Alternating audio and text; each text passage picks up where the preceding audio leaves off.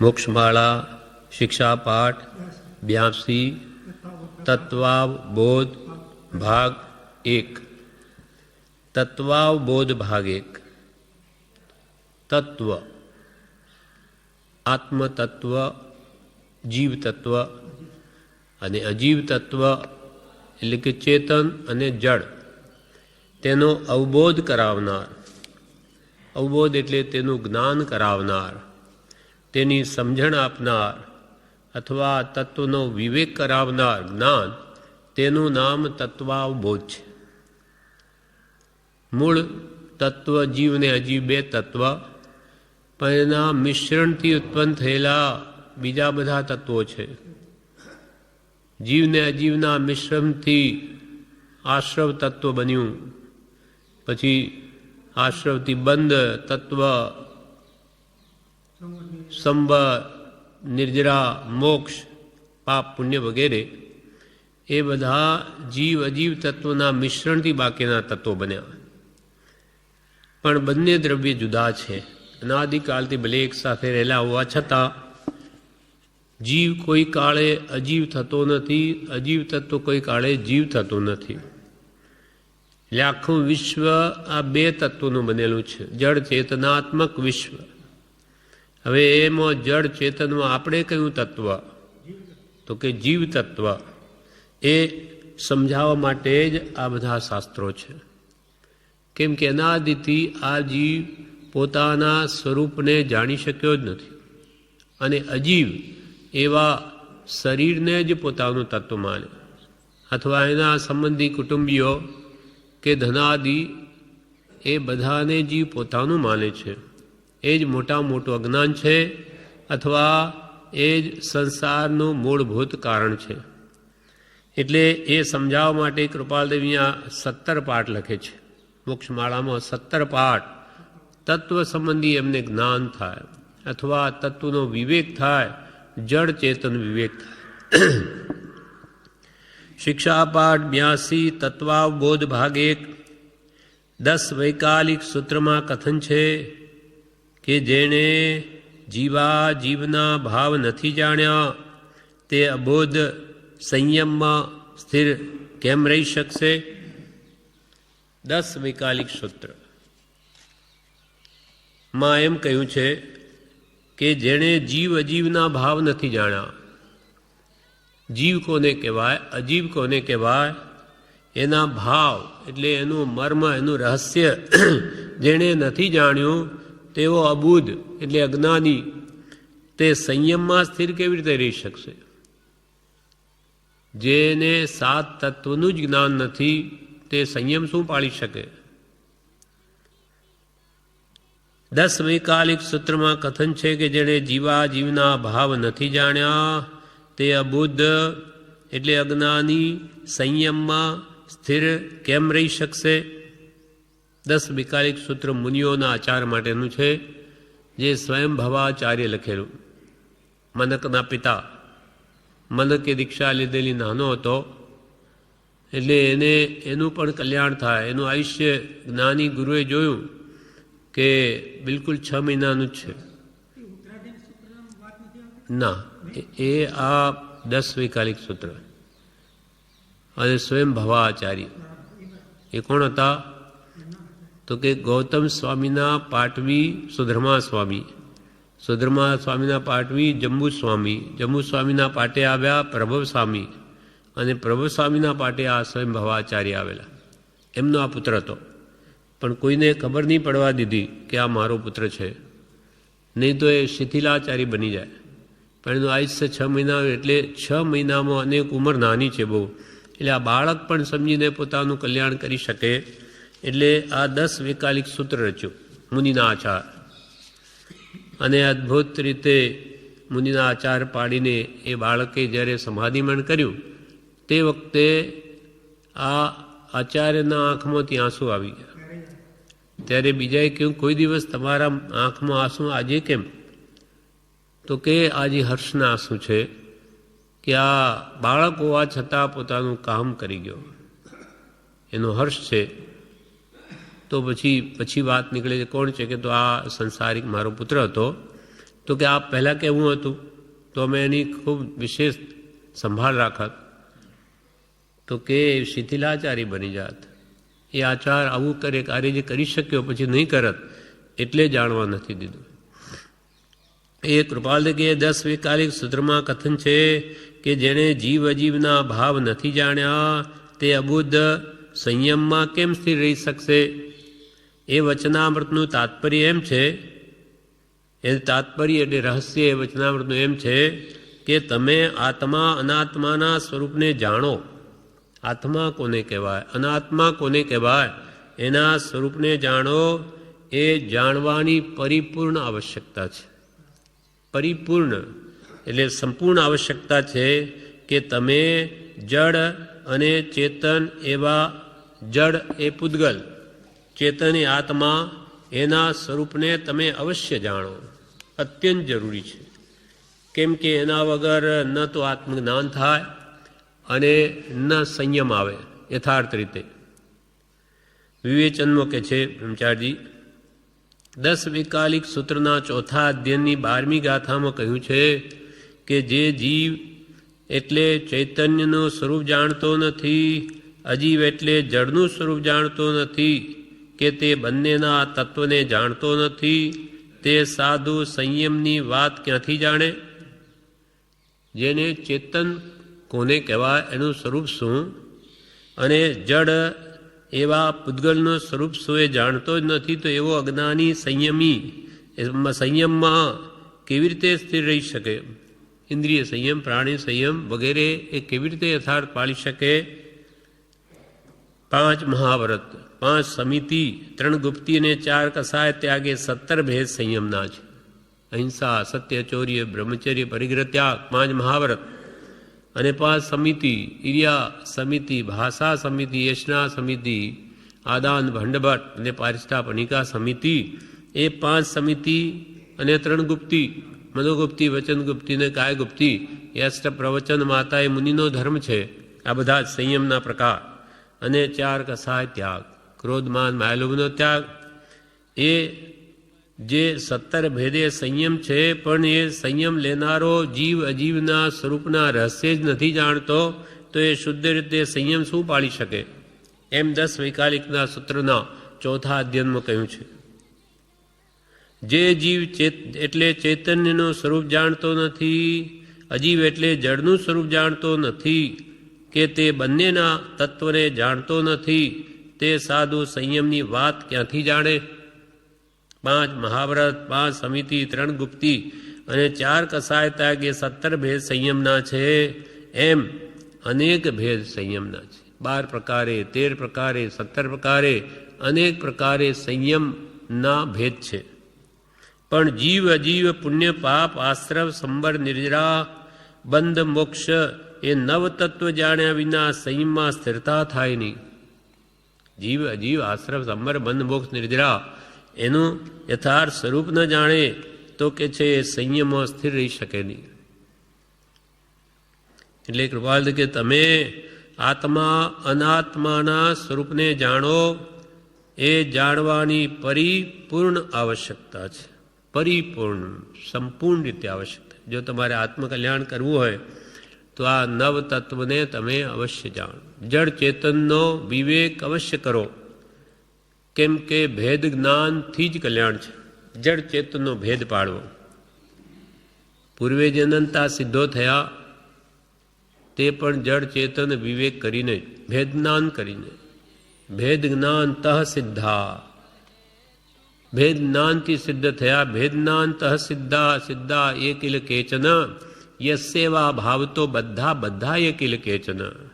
જે મુક્તિને પામ્યા તે ભેદ જ્ઞાનના બળે જ જડ ચેતન વિવેક કરીને આત્માને આત્મા રૂપે અને જડ એવા શરીરને શરીર રૂપે જાણીને જ આત્મજ્ઞાની થયા છે.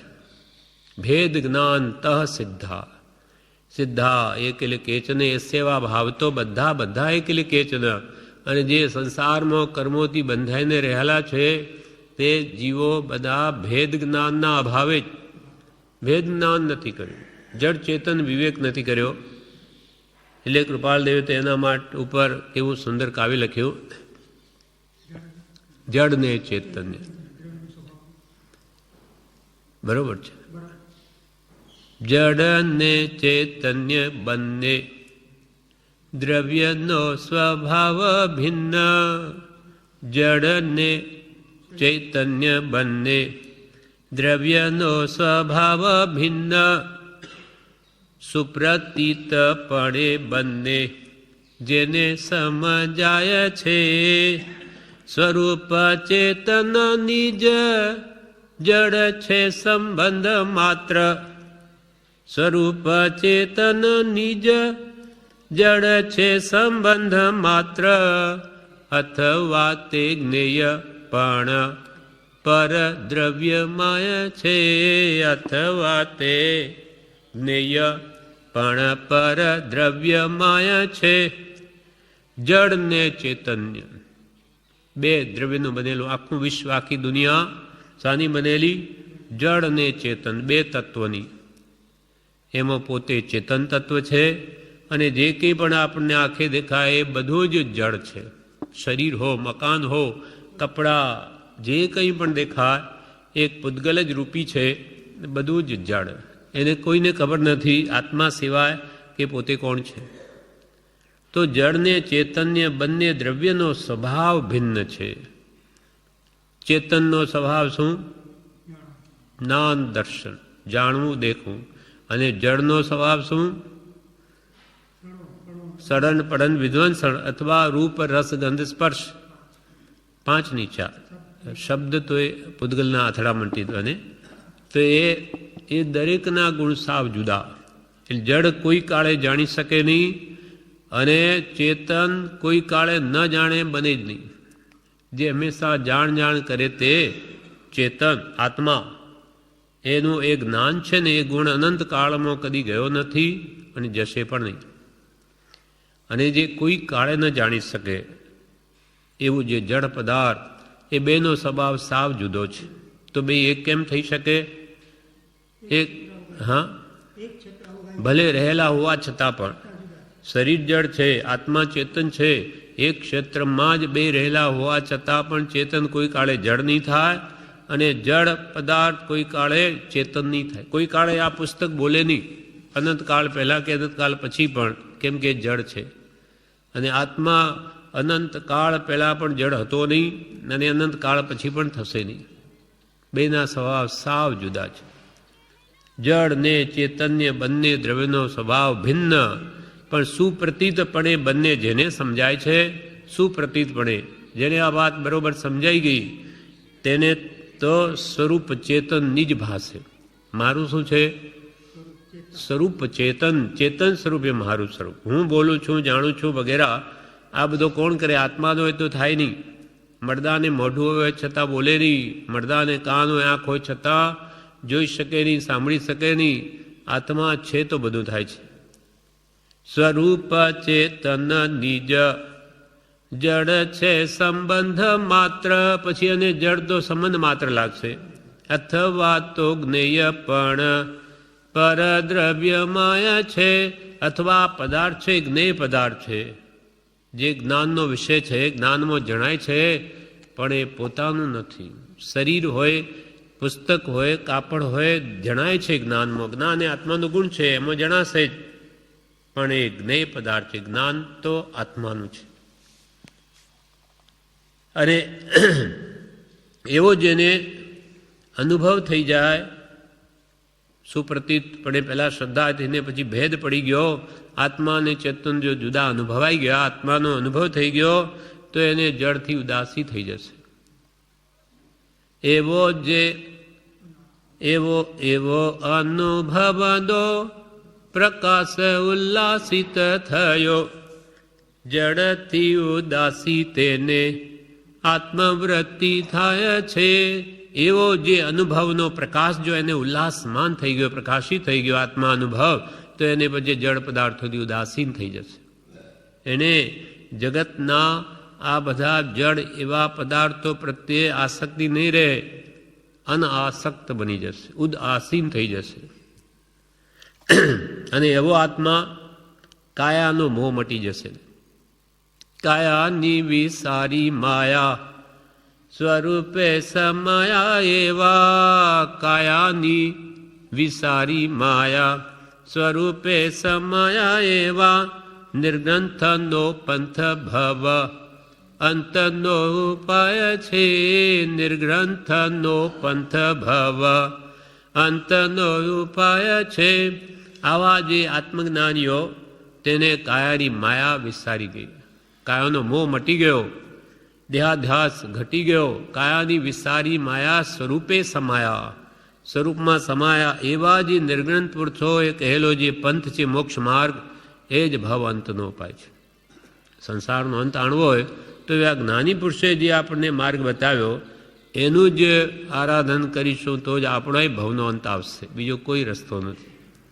કાયાની વિસારી માયા સ્વરૂપે સમાયા એવા નિર્ગ્રંથનો પંથ તે જ ભવ અંતનો ઉપાય છે. ભવનો અંત આણવો હોય તો આ જ ઉપાય છે. આપણને જે અજ્ઞાનવશ દેહ ને આત્મા એક ભાસે છે તે અજ્ઞાનને લીધે. દેહ જીવ એક રૂપે ભાસે છે અજ્ઞાન વડે. અનાદિનું અજ્ઞાન છે આપણે મિથ્યાત્વ, એને લઈને આપણને દેહ ને આત્મા એક જ જણાય છે. દેહ તે જ હું, હું તે દેહ, દેહ તે હું, આત્મા તે જડ, જડ તે દેહ, આત્મા તે દેહ, દેહ તે આત્મા, ભેળસેળ કરી નાખ્યો. દેહ જીવ એક રૂપે ભાસે છે અજ્ઞાન વડે. ક્રિયાની પ્રવૃત્તિ પણ તેથી તેમાં થાય છે. દેહ તે જ હું એટલે દેહમાં રહેલી ઇન્દ્રિયો એ મારી, એટલે ઇન્દ્રિયો જે જે વિષયોને છે તે વસ્તુ મેળવું, એટલે ક્રિયા પણ એને આધીન થાય છે. હું દેહ એટલે દેહ જેમાં રહેલી ઇન્દ્રિયો જે જે છે તેને આપું. ક્રિયા પણ, ક્રિયાની પ્રવૃત્તિ પણ તેથી તેમ થાય છે. તેથી શું થાય છે? ઉત્પન્ન થાય છે દેહ. એટલે આ કહે છે કે જીવ ઉત્પન્ન થયો.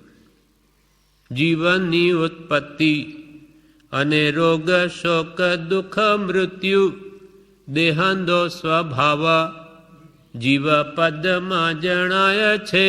ઉત્પત્તિ થઈ દેહની, દેહ નાનો તો મોટો થયો. આત્મા કોઈ કાળે જન્મ્યો નથી, અજન્મા છે. એટલે આત્મા હવે તો આ જીવ જન્મ્યો.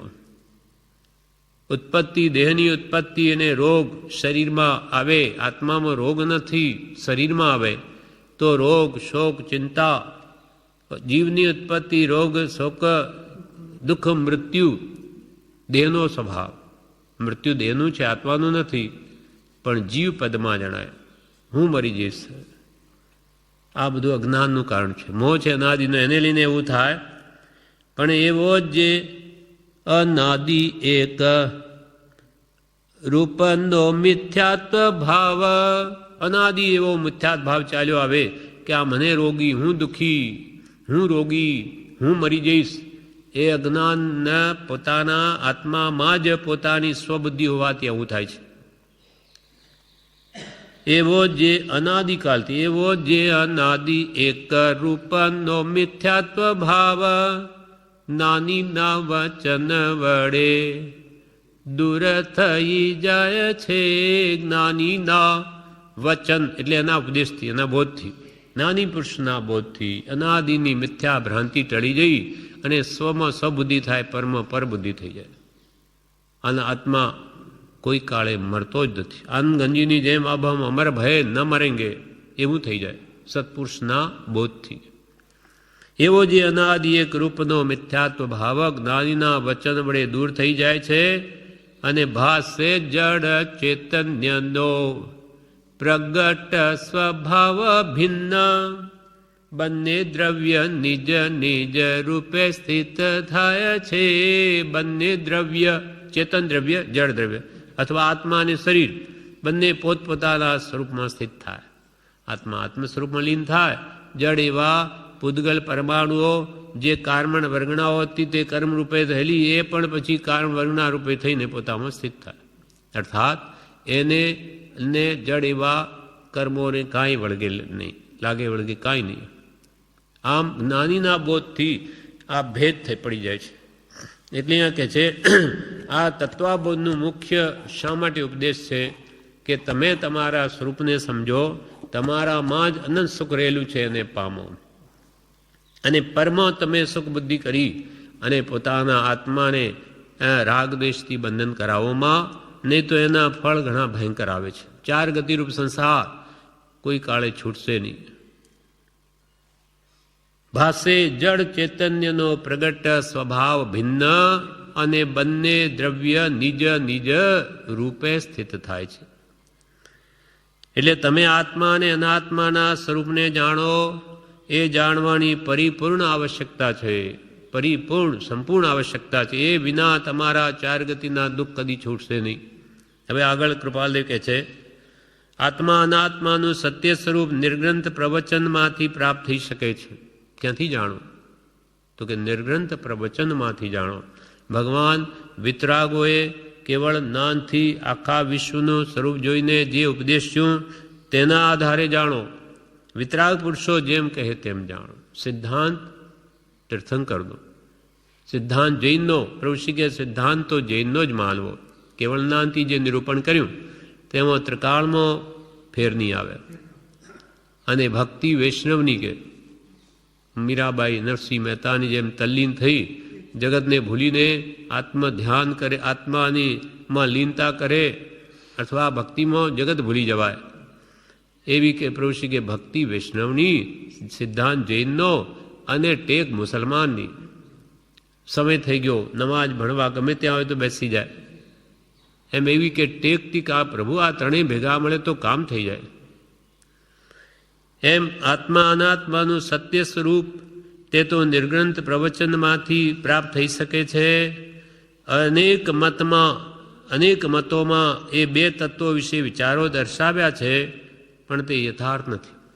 બીજા જે 6 ધર્મો કહેવાય એ બધામાં જેમ કે જૈન, વેદાંત, વૈશેષિક અથવા નૈયાયિક, સાંખ્ય, ચારવાક અને બૌદ્ધ, એ જે 6 મુખ્ય દર્શનો કહેવાય, દર્શન સાથે સમાય છે, એ બધામાં એ લોકોએ પોતપોતાના વિચારો આત્મા સંબંધી અને અનાત્મા સંબંધી જણાવ્યા છે, જળ ચેતન સંબંધી, પણ તે યથાર્થ નથી, એકાંતિક છે અને બરાબર નથી, સ્યાદબાદપૂર્વક નથી.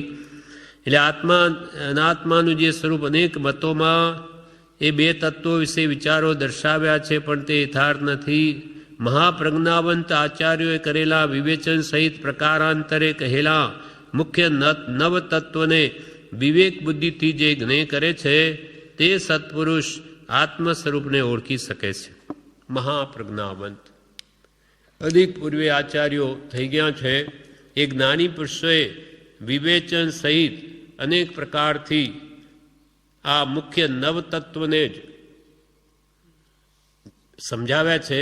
અને જે વ્યક્તિ આ નવ તત્વને પોતાની વિવેક બુદ્ધિથી જાણશે, હિત બુદ્ધિથી, હિત હે ઉપાદે, હે જ્ઞે અને ઉપાદે, એ ત્રણેય ત્રિપદીથી જે જાણશે તે સત્પુરુષ આત્મ સ્વરૂપને ઓળખી શકે છે.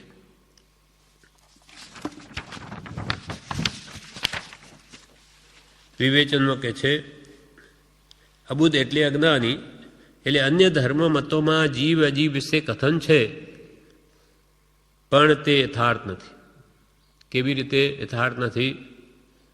તો કે વેદાંત જે ધર્મ છે વૈષ્ણવ, તેમાં એક બ્રહ્મ માને, એક બ્રહ્મ, એક જ આત્મા, આત્મા સદ જગત મિથ્યા, એટલે એક આત્મા એક જ છે એમ માને. જેમ કે સૂર્ય એક તો એની લાખો કિરણો કેમ છે, તેમ એક આત્માના આ બધા અંશો છે એમાંથી નીકળેલા, એ પોતે મુક્તિ પામે એટલે બસ સૂર્ય કિરણ કેમ સાંજે સૂર્ય અસ્ત થાય એટલે એમાં ભળી જાય, તેમ પછી ઈશ્વરમાં ભળી ગયા, એનો અસ્તિત્વ નાશ, એમ વેદાંતિ માને છે. જ્યારે ભગવાન મહાવીર વિતરાગો એ એમ નથી કહ્યું કે તમારા બધાના અસ્તિત્વ જુદું છે, તમે એક ભળી જાઓ તો એકનો મોક્ષ થાય તો બીજાનો કેમ ન થાય, બધા એક જ હોય તો? એવું નથી, દરેકનું અસ્તિત્વ જુદું છે. એટલે એ બધા ધર્મતોમાં જે આત્મા સંબંધીની માન્યતા છે તે જુદી જુદી છે, પણ વિતરાગ કહે તેથી એ બધી યથાર્થ નથી, સંપૂર્ણ નથી, એકાંતે છે. સાંખ્ય પ્રકૃતિને પુરુષને માને, એ 2 માને પણ પર્યાય વગેરે ન સમજે. સાંખ્ય 24 પ્રકૃતિને માને, 25મો પુરુષ એમ માને, અને આત્માને એ પુરુષરૂપ આત્માને તો કુટસ્થ નિત્ય માને, એ અન્ય પર્યાયને માનતા જ નથી. આત્મા નિત્ય છે, એ કોઈ કાળે અનિત્ય હોઈ નહીં શકે એમ માને. જ્યારે બૌદ્ધ મત છે તે એમ માને કે આત્મા અનિત્ય જ છે, એ નિત્ય જ નથી, એ પણ એકાંતે લઈ બેઠા, ક્ષણિક છે.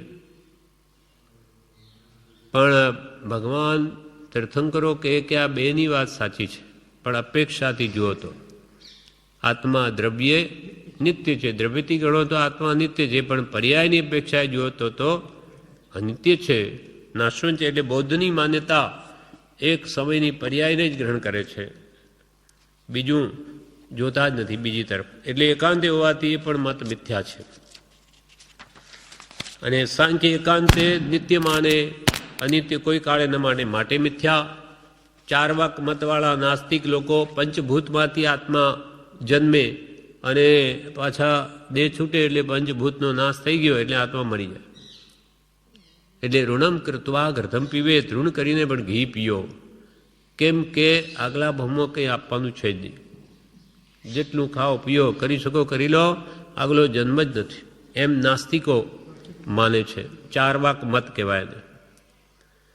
એટલે કોઈ પંચભૂતમાંથી આત્મા થાય એમ માને, એટલે દેહ યોગથી ઉપજે દેહ વિયોગે નાશ, આત્મસિદ્ધિમાં દેહ યોગ થયો, દેહ જન્મ્યો એટલે આ બધા જન્મ્યા, દેહ આત્મા વગર જે કોઈ દેહ ગયો બધું નાશ. એમ આત્માને અનિત્ય માને વગેરે માન્યતાઓ મિથ્યા છે. જ્યારે સર્વજ્ઞ ભગવાને જીવ અજીવનો સત્ય સ્વરૂપ કહ્યું છે. ભગવાન તીર્થંકરોએ કેવળના અંતિ સર્વ પદાર્થનું સ્વરૂપ જોઈને જે ભાક્યું છે તે સંપૂર્ણ સત્ય છે, જીવ સંબંધી અજીવ સંબંધી, અને તે નવતત્વ રૂપે જૈન આગમમાંથી જાણી શકાય. જૈન આગમમાં જે દ્વાદશાંગી ભગવાને ઉપદેશી, તેમાં આ બધું તત્વ નવતત્વમાં સમાવી લીધું. નવતત્વ રૂપે જૈન આગમમાંથી જાણી શકાય. એમાં દ્રવ્યાનુગના ગ્રંથો, તત્વાર સૂત્ર જે ઉમા સ્વાતિ ભગવંતે લખ્યું તે, સમયસા કુનકુદાચાર્ય લખ્યો તે, આ બધા દ્રવ્યાનુગના ગ્રંથો, દ્રવ્ય સંગ્રહ, પંચાસ્તિકાર, નવતત્વ વિચાર વગેરે ઘણા ગ્રંથો આ નવતત્વ સમજાવવા પ્રકારાંતરે એટલે જુદા જુદા પ્રકારે મહાપ્રજ્ઞાવંત આચાર્યોએ રચેલા છે. મોટા જ્ઞાની પુરુષો પૂર્વે થઈ ગયા, એમને આ નવતત્વની વાત અનેક રીતે સમજાવી છે કે કોઈ રીતે આ જીવ સમજે. દ્રષ્ટાંતથી, નય નિક્ષેપ પ્રમાણથી સમજાવી, અને જેવો વિવેક બુદ્ધિથી એટલે જળના લક્ષણ જુદા અને ચેતનના લક્ષણ જુદા એમ ભેદ પાડીને જે નવતત્વ રૂપે જ્ઞેય કરે છે, જાણે છે, તે સત્પુરુષ આત્મ સ્વરૂપને ઓળખી શકે છે કે ભાઈ જીવ કોને કહેવાય, અજીવ કોને કહેવાય. એના ભેદ પાડીને જે સમજીને નિર્ણય કરે તે જ પોતાના આત્મ સ્વરૂપને ઓળખી શકે. અને જે સ્વરૂપ સમજ્યા વિના પામ્યો દુઃખ અનંત. હજુ સુધી તો પોતાના સ્વરૂપને અનંતકાળના પરિભ્રમણમાં નથી સમજી શક્યો, પણ હવે નવતત્વને જો ભેદ પાડી સત્પુરુષના ઉપદેશના આધારે સમજે તો જ એને પોતાના આત્માની ઓળખાણ થાય. અને બધા શાસ્ત્રો પણ આ સમજાવવા માટે છે કે જીવ જુદા, પુદ્ગલ જુદા, યહી તત્વ કા સાર, અન્ય સભી વ્યાખ્યાન ભી યાહી કા વિસ્તાર. બધા શાસ્ત્રો શાના માટે છે કે આ દેહથી તારો આત્મા જુદો છે, ભિન્ન છે, એ સમજાવવા માટે જ આ બધા શાસ્ત્રો છે. જીવ જુદા, પુદ્ગલ જુદા, यही तत्व का सार, अन्य सभी व्याख्यान भी याही का विस्तार. હવે કૃપાલદેવ આગળ કહે, સ્યાદવાદ શૈલી અનુપમ અને અનંત ભેદભાવથી ભરેલી છે. સ્યાત અસ્તિ, સ્યાત નાસ્તિ, સ્યાત અસ્તિ નાસ્તિ વગેરે જે સાત નય છે એનાથી ભરેલી ભગવાન તીર્થંકરોની ઉપદેશ શૈલી, જે સ્યાદવાદ શૈલી, શાદવાદ કહો, અનેકાંતવાદ કહો, અપેક્ષાવાદ કહો, નયવાદ કહો, એક જ છે. એ ભગવાનની શાદવાદ શૈલી અનુપમ છે. એની ઉપમા બીજા કોઈ ધર્મ સાથે આપી શકાય નહીં, કેમ કે કોઈ એવી રીતે શાદવાદથી વસ્તુ સ્વરૂપને સમજાવી શક્યું જ નથી, કેમ કે કેવળ જ્ઞાન જ નથી, ક્યાંથી સમજાવે. સ્યાદવાદ શૈલી અનુપમ અને અનંત ભેદ અને ભાવથી ભરેલી છે. અનંત અનંત ભાવ ભેદથી ભરેલી ભલી, અનંત અનંત નય નિક્ષેપે વ્યાખ્યાની છે. સકળ જગત હિતકારિણી હારિણી મોહ તારિણી ભવાબ્દી મોક્ષ ચારિણી પ્રમાણી છે. સ્યાદવાદ શૈલી અનંત અનંત ભાવ અને ભેદથી ભરેલી એવી ભગવાનની વાણી, જીનેશ્વરની વાણી. અનંત અનંત નય નિક્ષેપે વ્યાખ્યાન, અનંત નયથી જેનું વ્યાખ્યાન કરવામાં આવ્યું. કેમ કે દરેક દ્રવ્યમાં રહેલા અનંત ગુણધર્મો છે તે એક સાથે કહી શકાય નહીં, એટલે નયપૂર્વક જ કહેવા પડે તો જ યથાર્થ એનું સ્વરૂપ સમજાય.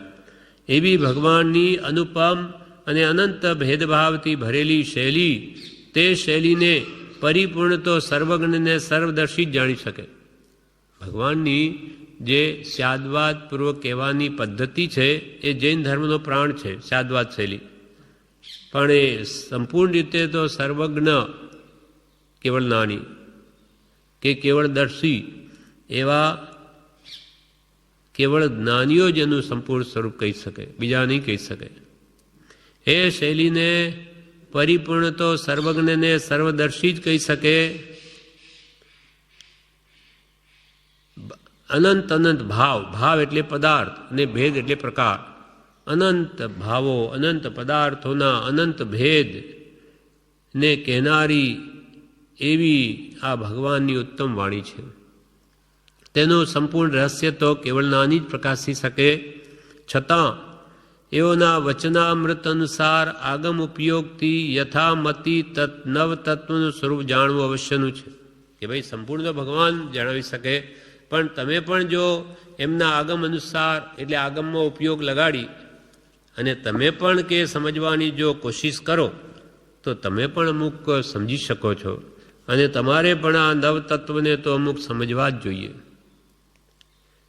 યથામતી પોતાની બુદ્ધિ અનુસાર, એઓના વચનામ અનુસાર, વચનામૃત અનુસાર, ભગવાને કહેલા વચનામૃત અનુસાર આગમ ઉપયોગથી, આગમનો ઉપયોગ લગાવીને યથામતી પોતાની મતિ અનુસાર નવ તત્વનું સ્વરૂપ જાણવું અવશ્યનું છે, જરૂર જાણવું. કેમ કે એના વગર જળ ચેતન વિવેક જ ન થઈ શકે. એ નવ તત્વ પ્રિય શ્રદ્ધા ભાવે જાણવાથી શું થાય? પ્રિય શ્રદ્ધા ભાવે, પ્રિય એટલે પ્રેમપૂર્વક, સાચા અંતરના ભાવથી અને શ્રદ્ધાપૂર્વક. મારે આ સત જાણવું છે, મારે મારા દોષો કાઢવા છે, ખરેખર હું કોણ છું એ મારે જાણવું છે, એના માટે તો એને વિવેક બુદ્ધિ પ્રગટે છે. એ નવતત્વ, કૃપાલદેવ કહે, એ નવતત્વ પ્રિય શ્રદ્ધા ભાવે જાણવાથી પરમ વિવેક બુદ્ધિ અને શુદ્ધ સમ્યક્ત્વ અને પ્રભાવિક આત્મજ્ઞાનનો ઉદય થાય છે. પ્રેમપૂર્વક ભગવાનના વચનોને પોતાની આત્મશુદ્ધિ માટે વાંચવા વિચારવાથી શું થાય? શ્રદ્ધાથી તો કે પરમ વિવેક બુદ્ધિ, જડ ચેતનનો વિવેક થાય. હું કોણ છું ને પર શું છે? અને શુદ્ધ સમ્યક્ત્વ, જેમ છે તેમ પદાર્થનું શુદ્ધ સ્વરૂપ જાણવામાં આવે અને પ્રભાવિક આત્મજ્ઞાનનો ઉદય થાય. જેના પ્રભાવ વડે સર્વસિદ્ધિ થાય એવા આત્મજ્ઞાનનો ઉદય થાય. નવતત્વમાં લોકાલોકનું સંપૂર્ણ સ્વરૂપ આવી જાય છે. નવતત્વને જે યથાર્થ જાણે એ લોક અલોકના બધાના સ્વરૂપને જાણી શકે. કેમ કે આખો લોક જ જળ ચેતનાત્મક છે. એથી વિશેષ છે શું ત્યાં? કાં તો જળ કે કાં ચેતન. એટલે જળ ચેતન સંબંધી જેણે જ્ઞાન મેળવ્યું તેણે આખા લોકાલોકનું જ્ઞાન મેળવી લીધું. એમાં બી પોતે આત્મતત્વ છે. એ આત્માને જેણે જાણ્યો તેણે સર્વ જાણ્યું. અને સર્વ જાણવાનું ફળ પણ એક આત્મ પ્રાપ્તિ છે. આત્માને જેણે જાણ્યું તેને સર્વ જાણ્યું. સર્વ જાણ્યું પણ આત્માને ન જાણ્યું તેને કંઈ ન જાણ્યું. નવતત્વમાં લોકાલોકનું સંપૂર્ણ સ્વરૂપ આવી જાય છે. જે પ્રમાણે જેની બુદ્ધિની ગતિ છે તે પ્રમાણે તેઓ તત્વજ્ઞાન સંબંધી દૃષ્ટિ પહોંચાડે છે. જેની બુદ્ધિની જેટલી વિશાળતા, બુદ્ધિની ગતિ, તે પ્રમાણે તેઓ તત્વજ્ઞાન સંબંધી ઊંડાણથી વિચારી શકે. તે પ્રમાણે તેઓ તત્વજ્ઞાન સંબંધી દૃષ્ટિ પહોંચાડે છે અને ભાવાનુસાર તેઓના આત્માની ઉજ્જવળતા થાય છે. સત્પુરુષના વચનોના વિચાર સાચા હૃદયથી ઊંડા ઉતરીને વિચારવાથી એના ભાવાનુસાર, એના આધારે પોતાના ભાવો કેટલા શુદ્ધ થાય છે તે પ્રમાણે તેના આત્માની ઉજ્જવળતા થાય.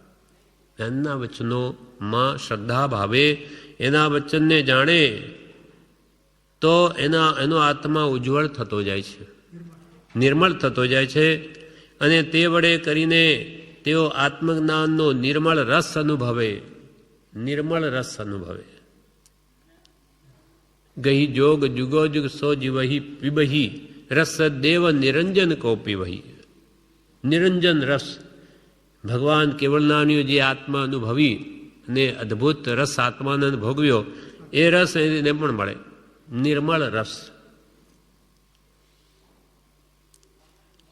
રસ દેવ નિરંજન કો પીવહી ગહી જોગ જુગ જુગ સો જીવહી. રસ દેવ નિરંજન, નિરંજન પરમાત્મા, જેને કર્મની કાલીમાં છે નહીં, રાગદેશથી રહિત એવા પરમાત્માઓ જે રસ આત્માનંદ ભોગવે, નિર્મળ રસ, રસદેવ નિરંજન કો પીબહી, એ પોતે એને પીશે. જે પોતાના આત્માની નિર્મળતા કરશે તે. અને ગહી જોગ, આવો આત્મા અનુભવનો જોગ ગ્રહણ કરીને જુગો જુગ જીવહી. જુગો જુગ જીવહી, જુગો જુગ જીવતો જ રહેશે. એટલે અમર થઈ ગયો, હું મરતો જ નથી, એ માન્યતા જ થઈ ગઈ. મિથ્યા માન્યતા ટળી ગઈ પછી એને સાનો ભય છે? અબ હમ અમર ભય ન મરેંગે યા કારણ મિથ્યાત્વ દિયો તજ ક્યું કર દેહ ધરેંગે. અબ હમ અમર ભય ન મરેંગે. અમે અમર થઈ ગયા. આનંદજી એમ કે અમે તો અમર બની ગયા. અરે જીવતા કેવી રીતે અમર થઈ ગયા? તો કે અમારી આજ દિવસ સુધી એવી માન્યતા હતી કે અમે મરી જઈએ છીએ, એ માન્યતા જ નીકળી ગઈ. અમે હવે મરવાના જ નથી.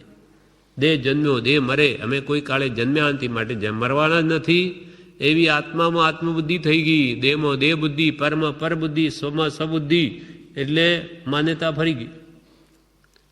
આપણને પણ નાની હોય કે છે તમારે કરવાનું શું? આ જ કરવાનું છે. આ તત્વાબોધના 17 પાઠો સમજીને ભેદ જ્ઞાન કરવાનું છે. સ્વમાં સ્વબુદ્ધિ કરવાની, પરમ પર બુદ્ધિ કરો. એ જ્યાં કે છે તે વડે કરીને આત્મજ્ઞાનનો નિર્મળ રસ અનુભવે છે. જેનું તત્વજ્ઞાન ઉત્તમ અને સૂક્ષ્મ છે, તેમજ સુશીલયુક્ત જે તત્વજ્ઞાનને સેવે છે તે પુરુષ મહદભાગી છે. જેનું તત્વજ્ઞાન ઉત્તમ અને સૂક્ષ્મ છે, ભગવાને જે તત્વ પદાર્થોનું જો અવબોધ કર્યો છે, જે જ્ઞાન આપ્યું તે ઉત્તમ છે, સૂક્ષ્મ છે. અને જેણે પોતાનું આત્મા સંબંધીનું જ્ઞાન સૂક્ષ્મ કર્યું અને સુશીલયુક્ત, સદાચારયુક્ત જે તત્વજ્ઞાનને સેવે છે તે પુરુષ મહદભાગી છે. 7 વ્યસન 7 ભક્તનો ત્યાગ પહેલા કહ્યો તો એ ધર્મ આરાધવાને લાયક બને છે, નહીં તો એ ધર્મ ના આરાધી શકે.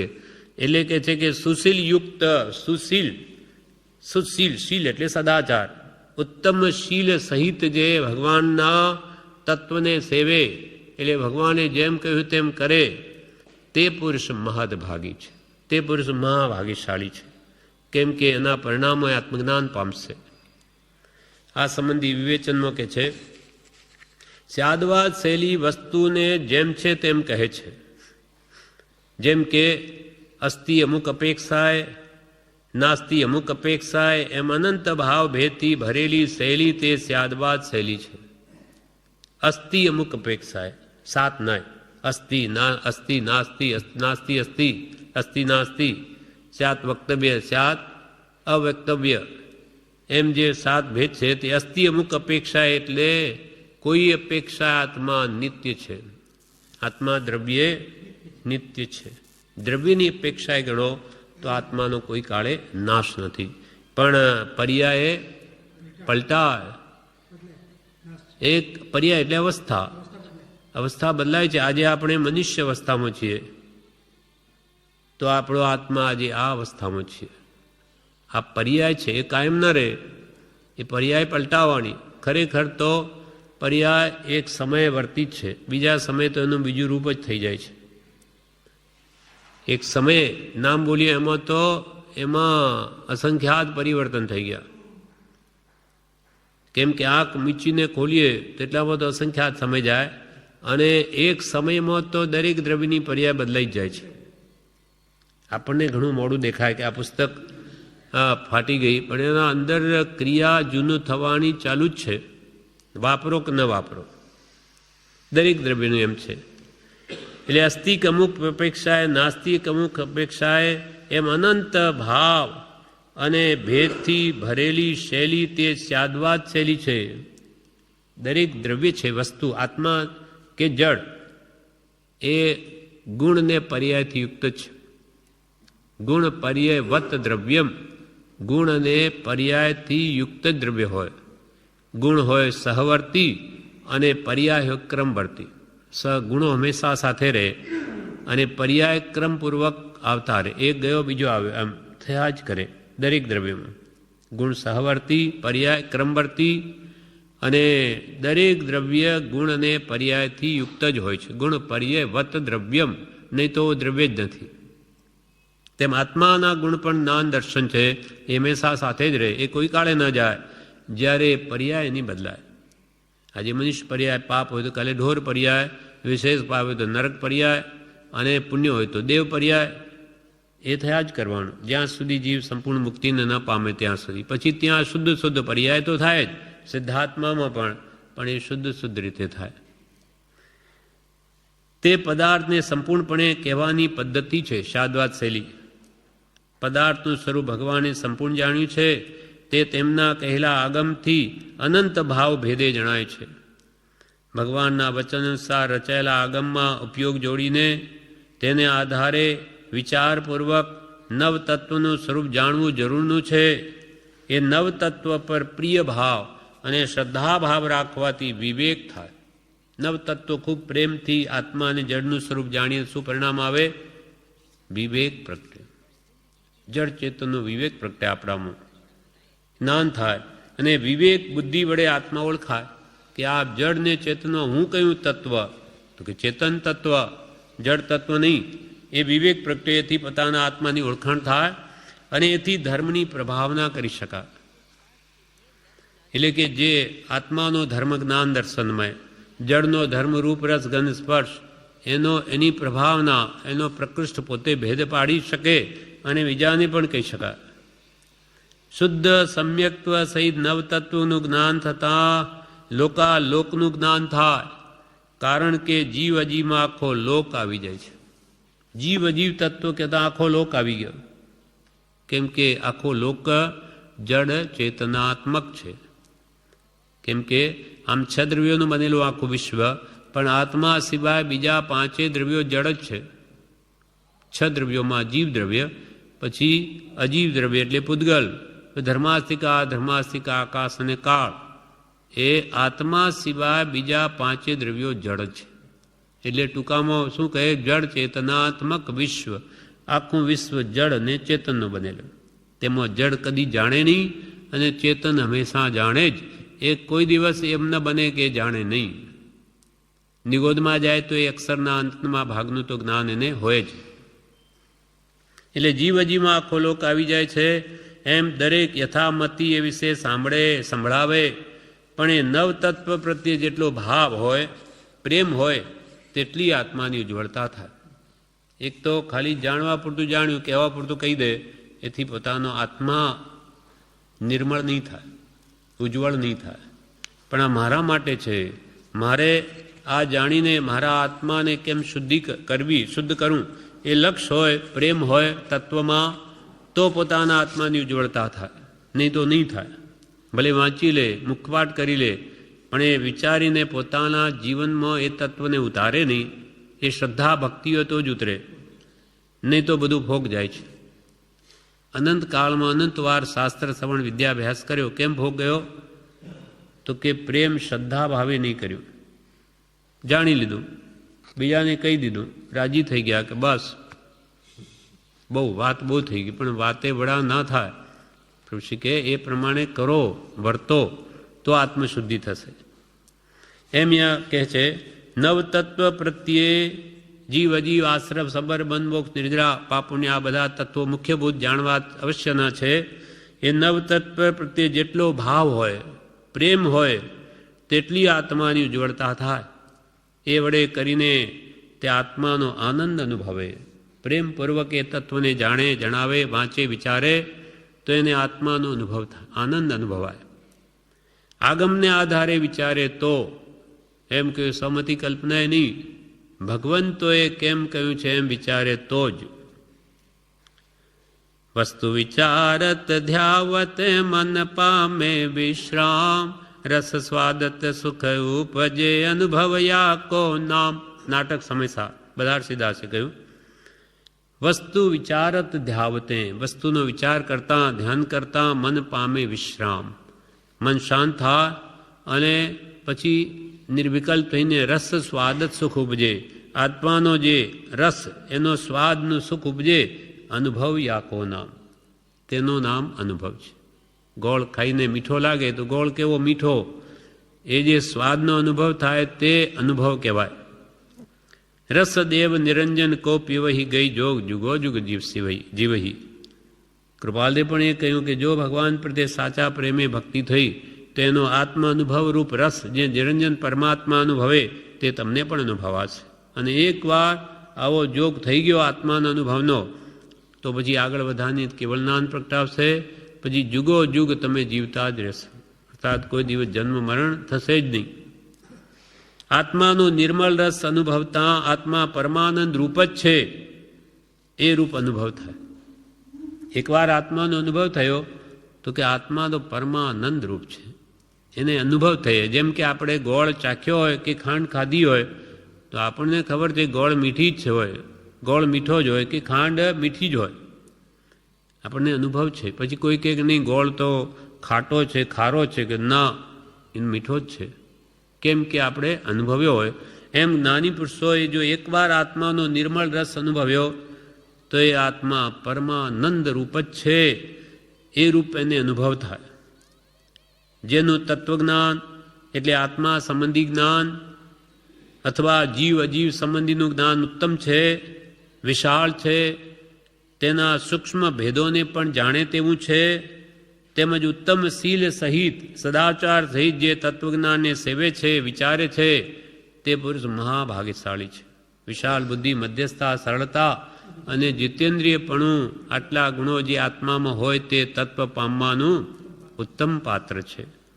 આવી રીતે ભગવાનના કહેલા વચનોને જે આત્મા સંબંધી જ્ઞાનને મેળવે, જીવ અજીવ તત્વનું વિશેષ વિશાળ ઊંડું જ્ઞાન કરે, સૂક્ષ્મ ભેદોને સમજે અને ઉત્તમ શીલ તો રાખે જ. સદાચાર એ આચારો પ્રથમો ધર્મ. સદાચાર, સાત વ્યસનનો ત્યાગ વગેરે તો પહેલાં જોઈએ, નહીં તો એ ધર્મ આરાધવાને યોગ્ય નથી. એમ ઉત્તમ શીલ સહિત જે તત્વજ્ઞાનને સેવે, વિચારે તે પુરુષ મહાભાગ્યશાળી છે. હવે અંતમાં કૃપાલદેવ કહે છે, એ નવતત્વનું નામ આગળના શિક્ષા પાઠમાં કહી ગયો છું. 80મા પાઠમાં કૃપાલદેવ નામો કીધેલા, જીવ અજીવ આશ્રમ સંબંધ મન મોક્ષ નિર્જરા કહી ગયો છું. એનું વિશેષ સ્વરૂપ પ્રજ્ઞાવંત આચાર્યોના મહાન ગ્રંથોથી અવશ્ય મેળવું. 7 તત્વો સંબંધી જે નિશ્ચયને પ્રધાનો દ્રવ્યાનુગના ગ્રંથો છે, જેમ કે ઉમા સ્વાતિ, ભગવંત કૃત, તત્વાર સાર કે દ્રવ્ય સંગ્રહ, કે પૂજ્યપાદ સ્વામીએ તો સર્વા સિદ્ધિ નામની ટીકા લખી. તત્વાર સૂત્ર ગ્રંથ તો 2-3 પેજનો જ છે, એના પર 55 જેટલો ગ્રંથ વિવેચન કર્યું. તો એનો વિસ્તાર આમ વાંચવાથી એ નવતત્વ સંબંધીના ખુલાસા થાય અને પોતાના આત્માની શ્રદ્ધા થાય. એનું વિશેષ સ્વરૂપ પ્રજ્ઞાવંત આચાર્યોના મહાન ગ્રંથોથી અવશ્ય મેળવવું. કારણ સિદ્ધાંતમાં જે કહ્યું છે તે વિશેષ ભેદથી સમજવા માટે સહાયભૂત પ્રજ્ઞાવંત આચાર્ય વિરચિત ગ્રંથો છે. ભગવંતે તો ટૂંકામાં જેમ આત્મસિદ્ધિ સંક્ષેપમાં કહી દીધી કૃપાલદેવે 142 ગાથામાં, પણ એ 14 પૂરનો સાર છે. બ્રહ્મચારીજી વિવેચન કર્યું કે એક ગાથા 100 ગાથા લખાય તો પણ ઓછું છે, એટલો બધો એમાં ભાવ ભરેલો છે. એમ એ બધા વિસ્તાર હોય તો આપણને વિશેષના ખુલાસા થાય. તે વિશેષ ભેદથી સમજવા માટે સહાયભૂત પ્રજ્ઞાવંત આચાર્ય વિરચિત ગ્રંથો છે. એ ગુરુગમ્ય રૂપણ છે. ગુરુગમ તો જોઈશે આમાં, સમતિ કલ્પના નહીં. ગુરુગમ વગર તો ઊંધું થાય. ગુરુગમ વીણા સૌ શાસ્ત્રો શસ્ત્રો અપાત્ર ને દુઃખદાયી. ગુરુગમ વીણા સૌ શાસ્ત્રો શસ્ત્રો અપાત્ર ને દુઃખદાયી. સુપાત્ર ને આધાર પરમ છે, સુપાત્ર ને આધાર પરમ છે. ગુરુવીર હે સુખદાયી. અહો હો પરમ શ્રુત ઉપકાર ભવીને શ્રુત પરમ આધાર. ગુરુગમ વગર તો શાસ્ત્રો શસ્ત્રો બની જાય. કેમ કે કઈ અપેક્ષાએ વાત છે એ સમજાવનાર ગુરુ ન હોય તો એનો પોતાની મતિ કલ્પના કરી દે તો એ ચાલે નહીં. આવી ભૂલો અનાદિથી થઈ છે. એટલે ગુરુગમ વીણે સૌ શાસ્ત્રો શસ્ત્રો. અપાત્ર જીવને તો દુઃખદાયી છે, સુપાત્ર હોય તેને તે પરમ આધારરૂપ છે. અને જ્યાં ગુરુનો વિરહ છે ત્યાં પરમ સુખદાયી. આજે જેમ પરમ કૃપાલદેવ પ્રભુ બ્રહ્મચારી નથી તો એમના ગ્રંથો આપણને પરમ આધારરૂપ છે. ગુરુ વિરહે સુખદાયી. અહો હો પરમ શ્રુતોપકાર ભવીને શ્રુત પરમ આધાર. એટલે ગ્રંથો ગુરુગમ્ય રૂપ પણ છે.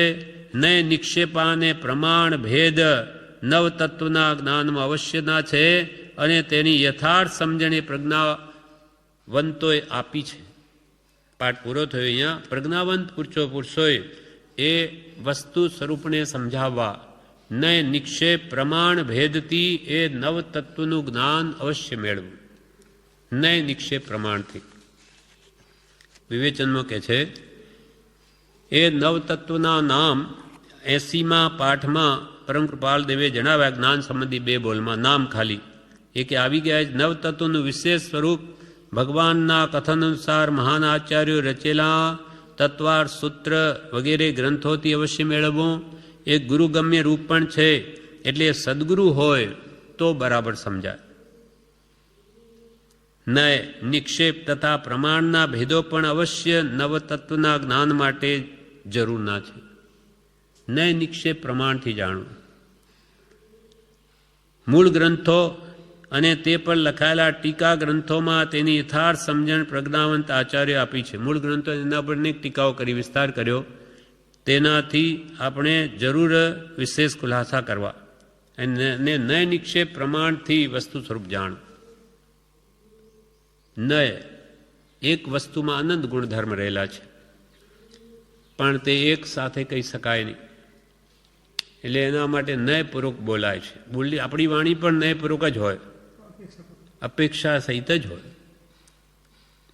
આ વાત સમજાવી કે એક જ વ્યક્તિ છે તો એ જ પુત્ર છે, એ જ પિતા છે, એ જ કાકા છે, એ જ મામા છે, એ જ ભાણેજ છે, એ જ ભત્રીજ છે, એ જ ભાઈ છે. તો એમ કેમ હોઈ શકે? તો કે બરોબર છે, અપેક્ષાથી હોઈ શકે. એક કોઈનો એક પિતા છે તો કે ભાઈ એ જ પુત્ર છે, તો કે પુત્ર કેવી રીતે? તો પિતા છે. તો કે એના પુત્રની અપેક્ષા એ પિતા છે પણ એના પોતાના પિતાની અપેક્ષા તો પોતે પુત્ર જ છે. પોઈન્ટ ઓફ વ્યૂ જેને કહેવાય. કઈ પોઈન્ટથી તમે વાત કરો છો? તો કે ભાઈ આ પિતા છે, આ પુત્રનો આ પિતા, પણ એના પિતાનું જો નામ લઈએ ને તો એનો એ પુત્ર જ છે. એ જ એક જ વ્યક્તિ કોઈ ભત્રીજના અપેક્ષાએ કાકા છે, ભાણેજના અપેક્ષાએ એ જ વ્યક્તિ મામા છે, ભાઈની અપેક્ષાએ ભાઈ છે, વ્યક્તિ એકનો એક. એમ અપેક્ષાથી એ વસ્તુ યથાર્થ સમજી શકાય. પણ એક સાથે ન કહેવાય કે ભાઈ આ કોણ? તો કે આ પિતા પુત્ર કાકા મામા ભત્રીજ ભાઈ. શું શું બોલ્યા? કે સમજાણું નહીં. એક જ વ્યક્તિ કેમ માતા પિતા, અરે પિતા પુત્ર કે કાકા મામા ભાણેજ ભત્રીજ હોઈ શકે? હોઈ શકે છે. તો હમણાં કઈ અપેક્ષાએ તમે વાત કરો છો? તો કે એના પુત્રની અપેક્ષાએ કહું છું કે આ પિતા છે. તો એ વાત સત્ય છે, પણ એના પિતાની અપેક્ષાએ તો એ પોતે જ પુત્ર છે. એટલે કઈ અપેક્ષાએ વાત છે, એ અપેક્ષાથી જ વસ્તુનું વાસ્તવિક સ્વરૂપ જાણી શકાય. એટલે એના માટે નયની જરૂર છે. નય 7 છે. તે નૈગમ નય, સંગ્રહ નય, વ્યવહાર નય, રુજુ સૂત્ર નય, શબ્દ નય, સંભિરૂઢ નય ને એવમ ભૂત નય. જે નૈગમ નય છે એમાં કેવી રીતે હોય? તો કે ભૂતપૂર્વ કોઈ પ્રધાનમંત્રી હોય, એ પ્રધાનમંત્રીને પ્રધાનમંત્રી કહેવો કે ભાઈ પહેલાં પ્રધાનમંત્રી હતો, હમણાં નથી, અથવા ભવિષ્યમાં પ્રધાનમંત્રી થવાનો છે, એમ એ અપેક્ષા રાખીને કહીએ તો એ નૈગમ નયની અપેક્ષાએ કથન કર્યું કહેવાય. સંગ્રહ નયમાં જેમ કે સત એ દ્રવ્યનું લક્ષણ છે, સત દ્રવ્ય લક્ષણમ, તો એ આ વાક્ય બધા દ્રવ્યોને સત બતાવે. કોઈ દ્રવ્ય અસત નથી, બધા દ્રવ્યો સત છે. એ સર્વ જીવોનું લક્ષણ ઉપયોગ સિદ્ધ કરે છે. બધા ઉપયોગ લક્ષણે સનાતન સ્ફુરિત બધા. તો એ સંગ્રહ નયથી વાત થઈ કે બધા જીવોનો ઉપયોગ લક્ષણ જ છે. એ સંગ્રહ નયથી વાત થઈ. અને વ્યવહારને કોને કહેવાય? તો જે અપેક્ષાથી પદાર્થોનો ભેદ કરીને સમજાવવામાં આવે તે વ્યવહાર નય કહેવાય છે. જેમ કે વ્યવહાર નયથી તો આ જીવ સંસારી, પણ નિશ્ચય નયથી તો મુક્ત છે. વ્યવહારથી સંસારી ને નિશ્ચય નયથી સિદ્ધ જેવો સર્વજીવ છે. તો મેં કઈ અપેક્ષાએ તમે વાત કરી? તો કે નિશ્ચય નયથી કહ્યું, પણ વ્યવહાર નયથી હમણાં તો સંસારી છીએ આપણે. આ વ્યવહારને અને રુજુસૂત્રને શું બતાવે? તો કે જે પર્યાય માત્રને ગ્રહણ કરે.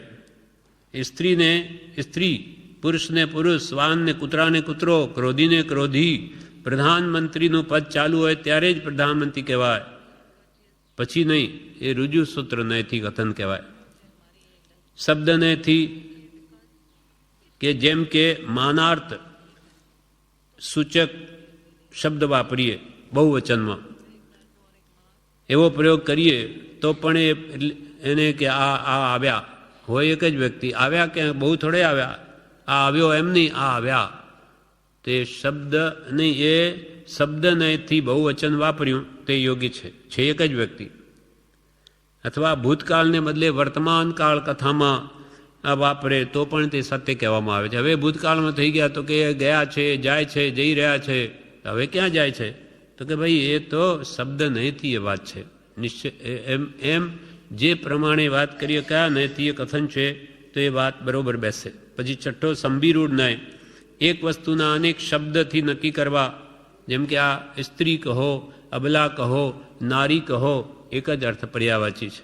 અથવા પુરંદર કહો, શક્ર કહો, ઇન્દ્ર કહો, બધું એક જ છે. નામ જુદા, બાકી વસ્તુ એક જ છે. પર્યાયવાચી શબ્દો એ થયો શબ્દ નય.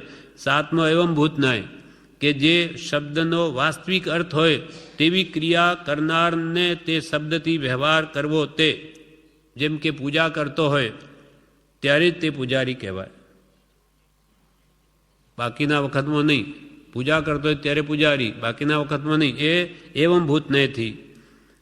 અથવા રાજા હોય, રાજ્ય કરતો હોય ત્યારે જ રાજા, રસોઈ કરતો હોય ત્યારે જ તે રસોઈયો, પછી નહીં. એ એવમ ભૂત નયથી છે. એમ વસ્તુ સ્વરૂપને સમજાવવા આ સાતે નયો ઘણા જ ઉપયોગી છે. આ સાત નયની વાતથી એવી રીતે નય નિક્ષેપ પ્રમાણથી વાત સમજવી. નિક્ષેપ કોને કહેવાય? તો કે 4 નિક્ષેપ છે પ્રકાર. તે નામ, સ્થાપના, દ્રવ્ય અને ભાવ નિક્ષેપ. નામ નિક્ષેપમાં શું?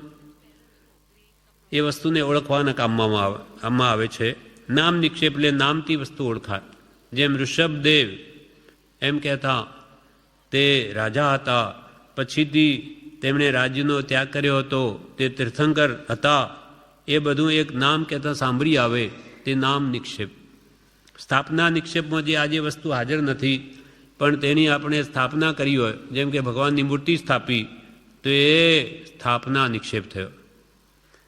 દ્રવ્ય નિક્ષેપમાં જે પૂર્વે થઈ ગયું અથવા ભવિષ્યમાં થવાનું છે તેને વર્તમાનમાં હોય એમ કહેવું, જેમ કે કોઈ રાજા હોય પછી ગાદીએથી ઉઠાડી મૂક્યો છતાં પણ લોકો તેને રાજા કહે, કેમ કે આ ભૂતકાળમાં રાજા હતો તેથી.